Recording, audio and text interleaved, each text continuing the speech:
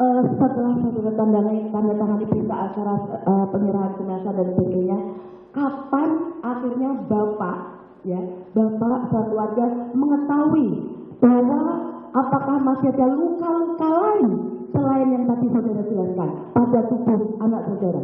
Ya, pada hari Minggu pagi sekira jam 10 pagi kurang lebih. Jadi berhubung karena kami sudah memutuskan hari Senin dimakamkan, jadi datanglah anak kita Reza memberitahu sama kami bahwa formalin yang disuntikkan katanya ke tubuh almarhum berdosiskan untuk 24 jam. Jadi kami berpikir secara spontan keluarga besar, kalau 24 jam berarti sekarang sudah pagi hari Minggu, sudah habis dosis ini. Kalau untuk sampai besok Senin, bagaimana? Bisa bau. Berinisiatiflah adik ipar saya yang dua tadi Rohani dengan si Rosmin untuk memanggil medis ataupun tenaga kesehatan dari Rumah Sakit Umum Sungai Bahar untuk menambahi dosis formalin. Siapa namanya dari petugas dari rumah sakit? Indrawanto Pasaribu. Novita Bornadea. Ya. Kemudian pada hari Minggu itu dilakukan untuk penyuntikan formalin. Benar. Ya. Pada hari Minggu saya nggak melihat jam waktu itu, datanglah yang berdua tadi tenaga medis. Ya. Kebetulan saya di depan rumah bersama dengan para pelayat. Ya. Jadi mereka lah yang di dalam beserta adik ipar saya, entah siapa lagi, untuk menyuntikkan formalin. Ya. Berdasarkan inilah saya lihat luka tambahan. Luka tangan itu pun melalui adik saya Rohani, adik ipar saya Rohani, di fotonya semua luka itu sore hari tunjukkannya sama saya bahwa ada luka tambahan bang. Kok kejam kali, ini bukan ditembak lagi, sudah dianiaya. Pada waktu itu masih adalah luka tambahan bu. Luka tambahannya yang saudara diceritakan oleh adik ipar saudara Rohani. Ya karena ada petugas medis tadi telah menyuntikkan formalin ya. Itu luka tambahannya berupa apa saja yang dapat saudara ketahui ketika itu? Di fotonya itu saya lihat di rusuk kanan kiri ada membiru. Ada membiru di kanan kiri, di bahu atas ada lubang. Di bahu atas ada lubang dan di leher sebelah kanan ini di sebelah jahitan ada berupa lubang lagi. Ya, bisa ditayangkan supaya saudara saksi juga bisa melihat. Ya, ini ya. Kanan kiri pada waktu itu saya lihat di foto. Di dada. Dirusuk kanan kiri membiru. Dirusuk bu, kanan kiri. Rusuk. Naik ke situ. Ya. Ini yang sebelah kiri. Ya. Sebelah kiri. Kan agak membiru nampak. Ya. Disinilah lubang nampak yang di ujung jari itu ada berupa lubang di sebelah jahitan. Sebelah jahitan. Iya. Ya, bisa dulu naik. Ini yang dekat bahu, lubang yang di bawahnya di dada ada lubang, di atas bahu ini ada lubang. Ini ada lubang ya Pak? Ya, betul. Terus apa lagi selain ini? Yang saudara dikasih tambahan luka-lukanya masih banyak? Saya lihat lagi waktu itu di jari kelingking.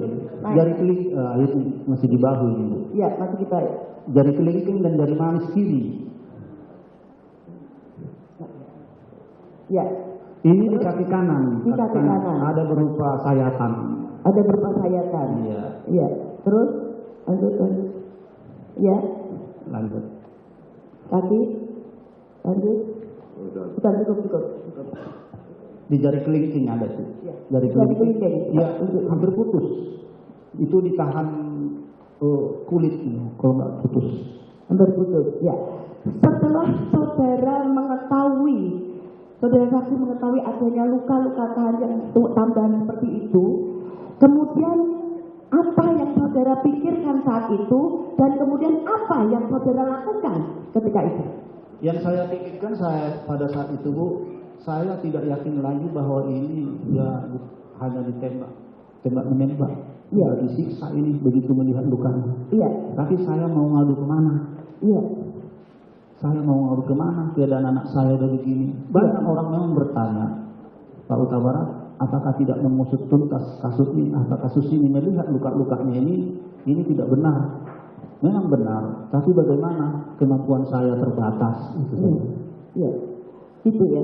Terus bagaimana kemudian atau kapan tepatnya kemudian saudara akhirnya bisa berkomunikasi atau kemudian menunjuk kuasa hukum atau pengacara yang mendampingi saudara?